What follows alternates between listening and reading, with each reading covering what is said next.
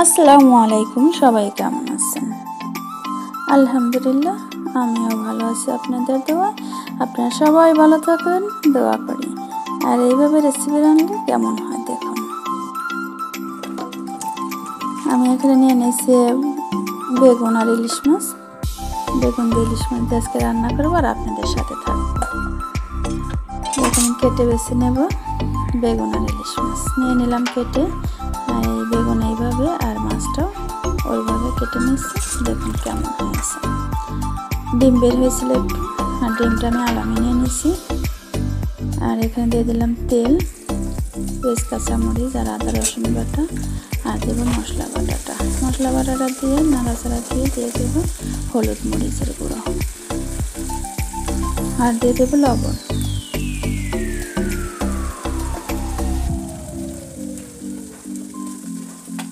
স্বাদ মতন লবণটা দিয়ে এভাবে কষিয়ে নেবেন ভালো মতন।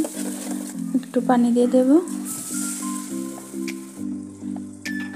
মাছগুলো দিয়ে দিলাম যাতে কষানো ভালোভাবে হয়ে যায়। ভালোভাবে কষিয়ে নিলে তরকারিটা মজা হয়, আর নুন মরিচগুলো ভালোভাবে ঢুকে মাছের ভিতরে। আমি এখন ঢেকে দেব।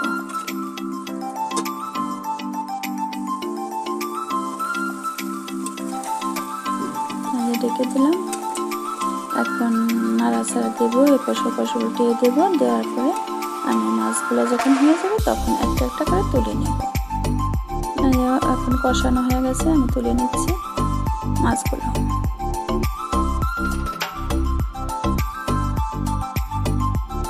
ভেঙে গেছে একটা, এর লেগে সাবধানে করতেছি আর কি, আবার না ভেঙে যায় জন্য। আর ভাঙবে না ইনশাল্লাহ, আলহামদুলিল্লাহ।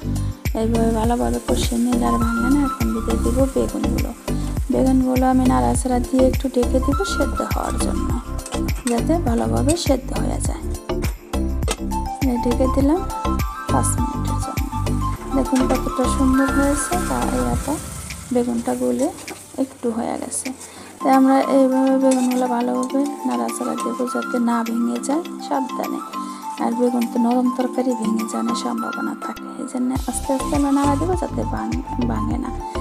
আর এখানে জল দিয়ে দিলাম, আর দিয়ে দিলাম মাছগুলো কষা রাখা। এই মাছগুলো সাবধানে দেবো যাতে ভেঙে না যায়। মাছও নরম, বেগুনটাও নরম তরকারি মিশে গেলে অনেকটাই মজা হয়। তো ওই চুলায় চলে না, আমি দিয়ে দিলাম এদিকে চুলায় এখন ভালোভাবে হওয়ার জন্য, বলক আনার জন্য। ভালোভাবে বলক না আসলে তরকারি কিন্তু মজা লাগে না অল্প আগুনে, তাই আমি বেশি আগুনে রান্না করতেছি। এখন দিয়ে দেবো, হয়ে আসছে। এখন দিয়ে দেবো ধনিয়া পাতাটা সব জায়গায় এভাবে ঘুরিয়ে গেছে আমি দিয়ে দেব সবখানে, যাতে সমানভাবে হয়ে যায়। আমার ধনিয়া পাতা দেওয়া হয়ে গেছে, আর একটু নাড়াচাড়া দিয়ে নামিয়ে নেব।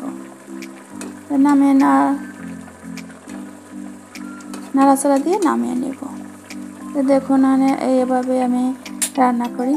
এই রান্নাটা কার কার ভালো লাগে একটা লাইক, কমেন্ট, শেয়ার করে দিবেন, আর একটা সাবস্ক্রাইব করে দিবেন। কত সুন্দর হয়ে গেছে দেখুন আমার তরকারিটা। আমি এখন বেড়ে নেব একটা বাটিতে, বেড়ে নিলাম আর একটু পরিবেশন করব আপনাদের জন্য। আর এখানে দেখুন কতটা সুন্দর হয়েছে তরকারি, রেসিপিটা অনেক সুন্দর হয়েছে, কালারটাও, আর খাইতেও অনেক মজা। এইভাবে রান্না করে খাবেন, দেখবেন অনেকটাই মজা লাগবে।